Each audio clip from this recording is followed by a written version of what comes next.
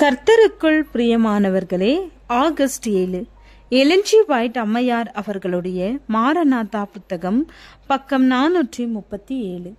இன்றைய தியானத்திற்காக தெரிந்து கொள்ளப்பட்ட தலைப்பானது மானிட சமூக படிநிலையில் பூரணத்துவம். வசனம் மத்தேயு 5வது அதிகாரம் 48வது வசனம். ஆகையால் பரலோகத்தில் இருக்கிற உங்கள் பிதா பூரண சர்க்குணரா இருக்கிறது போல நீங்களும் பூரண சர்க்குணரா இருக்க கடவீர்கள்.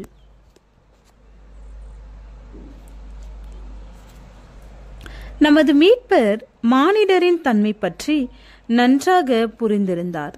எனவே பரலோகத்தில் உள்ள என் பிதா பூரண சர்க்குணரா இருக்கிறது போல நீங்களும் பூரண சர்க்குணரா இருங்கள் என்று ஒவ்வொரு மனிதரிடத்திலும் கூறுகிறார். தேவன் தமது செல்வாக்கின் எல்லையிலே பூரணராக இருப்பது போன்று மனிதனும் தனக்குரிய செல்வாக்கின் எல்லையிலே பூரணமாக இருக்க வேண்டும்.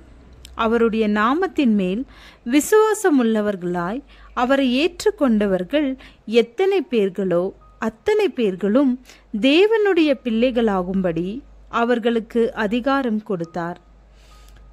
யோவான் 1வது அதிகாரம் 12வது வசனம். கிறிஸ்துவை ஏற்றுக்கொண்டவர்கள் இந்த எண்ணிக்கையில் காணப்படுகிறார்கள். அவர்களை பற்றி மேற்கூறப்பட்ட முழு நம்பிக்கை நிறைந்த வார்த்தைகள் கூறப்பட்டன. மிக சிறந்த மிக உயர்ந்த குணத்திற்கு சற்றும் குறையாத அளவு குணத்தில் மாத்திரமே நாம் மனநிறைவோடு இருக்க வேண்டும் என்று இந்த வார்த்தைகள் அறிவிக்கின்றன. அதாவது நமது குணம் தெய்வீக குணத்தை போன்று அமைய வேண்டும். இத்தகைய குணத்தை உடையவர்களாக நாம் இருக்கும் பொழுது நமது வாழ்க்கை, நமது விசுவாசம், நமது மார்க்கத்தின் தூய்மை ஆகியவை மற்றவர்களுக்கு அறிவுறுத்துகின்ற முன்மாதிரியாக இருக்கும். பாவத்தை மேற்கொள்ளத்தக்கதாக தங்களிடத்தில் எந்த விதமான தீர்மானமான முயற்சியுமின்றி இருப்பவர்கள் தங்களது குணங்களிலே ஒரு மாய வித்தையை போன்று திடீர் மாற்றத்தை காண வேண்டும் என்று காத்திருப்பவர்கள் ஏமாற்றமடைவார்கள். இயேசுவை நோக்கி பார்த்து கொண்டிருக்கும் பொழுது பயப்படவும் நமக்கு காரணமில்லை, சந்தேகப்படவும் காரணமில்லை. அவரிடத்தில் வருகின்ற அனைவரையும் இறுதி வரை ரட்சிக்க வல்லவராயிருக்கிறார். நமது பழைய குணம் மீண்டும் மேலாதிக்கம் பெற்றுவிடுவோம் என்றும் நாம் மீண்டும் அவனது கைதிகளாகி விடாதபடி சத்ரு தனது உபாய தந்திரத்தால் சில கன்னிகளை வைத்து விடுவான் என்றும் நாம் தொடர்ந்து பயத்தில் இருக்கலாம். நமது சொந்த ரட்சிப்பிற்காக பயத்தோடும் நடுக்கத்தோடும் நாம் பாடுபட வேண்டும். தேவன் தமது செல்வாக்கின் எல்லைக்குள் எப்படி பரிசுத்தமாக இருக்கிறாரோ அதை போன்று நமது எல்லைக்குட்பட்ட வல்லமையோடு நம்முடைய செல்வாக்கிற்கடியில் பரிசுத்தமாக இருக்க வேண்டும். தெய்வீக குணத்தின் நயத்தையும் நேர்த்தியையும் அன்பையும் சத்தியத்தையும் நாம் வெளிப்படுத்த வேண்டும்.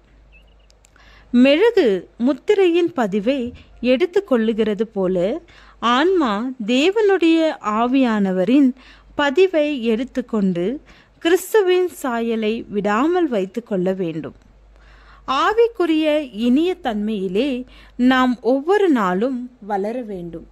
தெய்வீக மாதிரி படிவத்தை பார்த்து பின்பற்றும் நமது முயற்சிகளில் நாம் அடிக்கடி தவறலாம். நமது குறைபாடுகளுக்காகவும் தவறுகளுக்காகவும் இயேசுவின் பாதத்தில் விழுந்து அடிக்கடி அழுது மன்றாடி கொண்டிருக்க வேண்டியிருக்கலாம். நாம் அதைரியப்பட தேவையில்லை. நாம் அதிக ஊக்கமாக ஜெபிக்க வேண்டும். முற்றிலுமாக விசுவாசிக்க வேண்டும். நமது ஆண்டவரின் சாயலிற்கேற்றபடி வளரத்தக்கதாக திட உறுதியோடு மீண்டும் முயற்சி செய்ய வேண்டும்.